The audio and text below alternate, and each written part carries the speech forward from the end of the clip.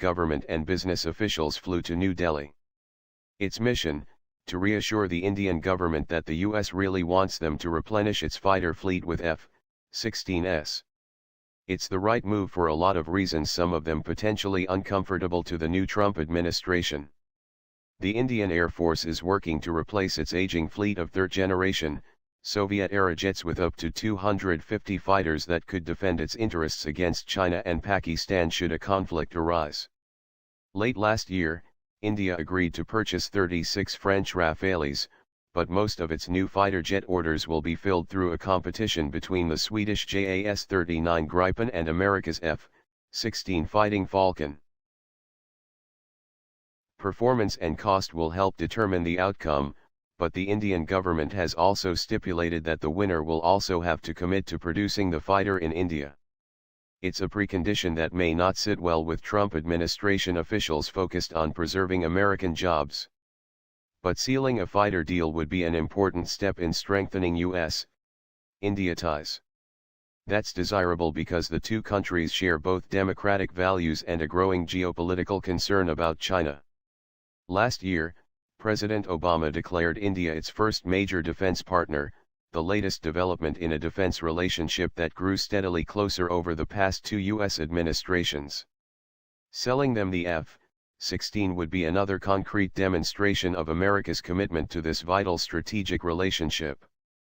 And solidifying India's role as a major defense partner will go a long way toward keeping that region of the world in balance.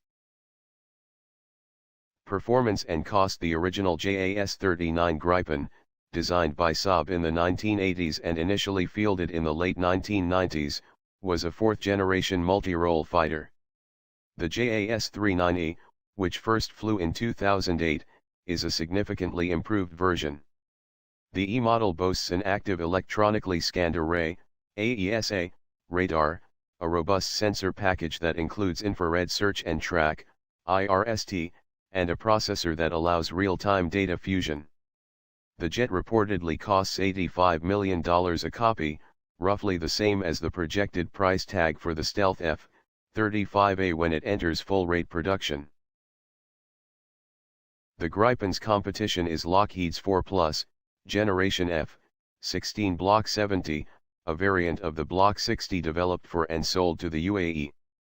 Thanks to more than $3 billion in UAE-funded research and development, the new F-16 has a fiber optic data bus that can handle 1,000 times more information than its predecessor. With an estimated price tag of $55 million, the Block 70 also has an AESA radar, an internal IRST, and fuselage-hugging conformal fuel tanks that free up wing stations for more weapons. Other factors that India will consider include cost per flight hour and the logistics for acquiring munitions and major subcomponents made outside the country. The Swedish-designed Gripen, for example, is powered by US-made General Electric motors, and its munitions will come from both American and European suppliers. This makes the logistics a bit more complicated for Saab's candidate. But the Gripen costs $4,700 per flight hour, far lower than the F-16's $7,000 hourly rate. That may be enough to even out the initial price difference between the two competitors over time. Both jets are solid performers and, like Gripen, Lockheed has offered to produce or even move the F-16 production line to India. In the end, the decision will likely come down to logistics and the military-to-military relationship, both factors that favor the F-16. But the production line move may become a sticking point in the US.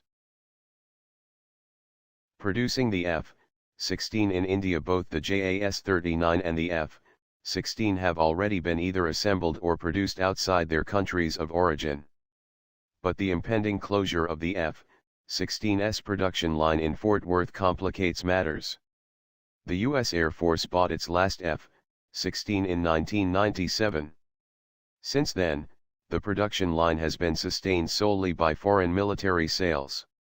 Unfortunately, those sales have dwindled in the last several years due to global competition and a vacillating U.S. policy on foreign military sales. Bahrain and Taiwan, which both operate the F-16 F-16, have petitioned the U.S. to allow them to buy more, but those sales were thwarted by the Obama administration. With no other purchase in the works, Lockheed Martin plans to shut down the line at year's end. Lockheed can't win the contract unless President Trump, who won his election on a Buy American platform, allows F-16 production to move, at least in part, to India. But if the Trump administration blocks the move, New Delhi will likely buy the Gripen and the Fort Worth production line will close as scheduled, and that will dim the futures of some 450 American manufacturers and businesses that supply F-16 parts. Maintaining F-16 production in India would help shore up those companies. Over time, some of those jobs may also shift from the United States to India, but the complexities of production and the sheer number of independent suppliers will leave room for negotiations and decision space on the best way for both countries to fulfill this deal. Finally, New Delhi's fighter decision will also affect the United States' global security posture. A U.S. victory would bolster our bilateral alliance and improve India's military capacity, capability, and interoperability with U.S. forces. This would help balance Chinese assertiveness without requiring a greater U.S. military footprint in the region. This is a golden opportunity for the new administration. By approving the sale and allowing India to produce the F-16, President Trump would strengthen our global security posture, bolster